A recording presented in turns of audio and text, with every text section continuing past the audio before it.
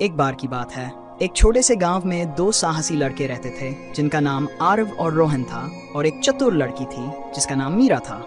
वे सबसे अच्छे दोस्त थे और अपने गांव के आसपास के जंगलों और खेतों की खोज करना पसंद करते थे। एक दिन दोपहर में जब वे एक पुराने पेड़ के पास खेल रहे थे, मीरा ने जमीन में कुछ चमकदार चीज देखी। ये देखो, मीरा ने उत्साह से कहा और उसने एक धूल भरा मोड़ा हुआ कागज निकाला। ये एक नक्शा था, लेकिन ये कोई साधारण नक्शा नहीं था। ये एक अजीब जादुई रोशनी से चमक रहा था। ये खजाने का नक्शा है, आरव ने उत्साहित होकर कहा। लेकिन ये कहाँ ले जाता है? रोहन ने नक्शे को ध्यान से देखते हुए पूछा। नक्शा एक जगह का रास्ता दिखा रहा था जिसका नाम था जादुई शहर, जो चमत्कारों और रहस्यों से भरा एक छिपा हुआ शहर था। तीनों दोस्तों ने तय किया कि वे इस नक्शे का पीछा करेंगे और इस जादुई जगह को खोज निकालेंगे। अगले दिन स्नैक्स और पानी से भरे बैग्स के साथ तीनों दोस्त अपनी रोमांचक यात्रा पर निकल पड़े।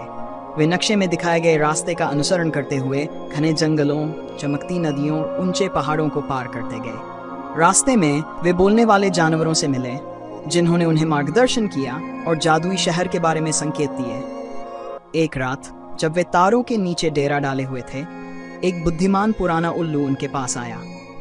जादुई शहर तक पहुंचने के लिए उल्लू ने कहा, तुम्हें 3 पहेलियां हल करनी होंगी और अपनी बहादुरी साबित करनी होगी, तभी जादुई शहर के द्वार तुम्हारे लिए खुलेंगे। दोस्तों ने उल्लू की बात सुनी और आगे आने वाली चुनौतियों को पार करने का संकल्प लिया। अगले दिन दोस्तों ने एक बड़े रहस्यमयी दरवाजे तक पहुंच गए जो एक पहाड़ के किनारे पर था।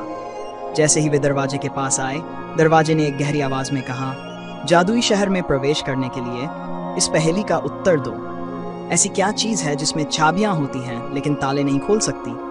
दोस्तों ने एक पल सोचा, फिर मीरा मुस्कुराई। पियानो में चाबियां होती हैं लेकिन यह ताले नहीं खोल सकता।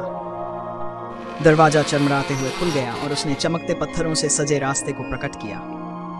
जैसे ही वे रास्ते पर चले, उन्हें एक नदी मिली जिसके ऊपर कोई पुल नहीं था। पानी के पार एक पहेली गूंज रही थी।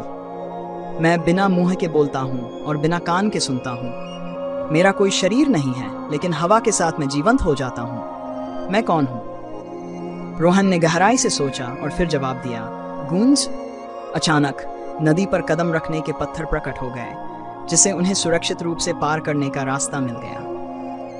अंत में वे एक विशाल दरवाजे के सामने पहुंचे, जिस पर एक भयंकर शेर की आकृति खुदी हुई थी। आखिरी पहेली चारों ओर गूंजने लगी। ऐसा क्या है जिसे तुम अपने बाएं हाथ में पकड़ सकते हो लेकिन अपने दाएं हाथ में नहीं? आरव ने एक पल सोचा और फिर खुशी से कहा, तुम्हारा दायां हाथ। दरवाजा जोरदार गर्जना के साथ खुल गया और वे खुद को जादुई शहर के प्रवेश द्वार पर खड़ा पाया। जादुई शहर उनकी कल्पना से भी ज्यादा सुंदर था। सड़कों के किनारे मिठाइयों से बने घर थे, फव्वारे से चॉकलेट बह रही थी और हवा में संगीत की ध्वनि गूंज रही थी। दोस्ताना जादूगर, परियां और बोलने वाले जानवर उन्हें मुस्कान और उपहारों के साथ स्वागत कर रहे थे। शहर के बीचों बीच एक शानदार महल खड़ा था जो चमकते क्रिस्टल से बना था। महल के अंदर वे जादुई शहर की रानी से मिले, जो एक दयालु और बुद्धिमान परी थी। रानी ने उन्हें पहेलियों को हल करने और उनकी बहादुरी साबित करने के लिए धन्यवाद दिया।